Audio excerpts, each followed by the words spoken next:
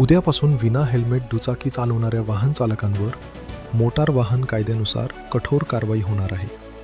रस्ते अपघातांमध्ये होणारी जीवितहानी टाळण्यासाठी आणि दुचाकी स्वारांच्या सुरक्षिततेसाठी जिल्हा वाहतूक शाखा बीड यांच्या वतीने महत्त्वपूर्ण उपक्रम राबवण्यात आला आहे. या उपक्रमांतर्गत बीड शहरातील विविध शाळा व महाविद्यालयांमधील विद्यार्थ्यांना हेल्मेट वापराबाबत सविस्तर मार्गदर्शन करण्यात आले.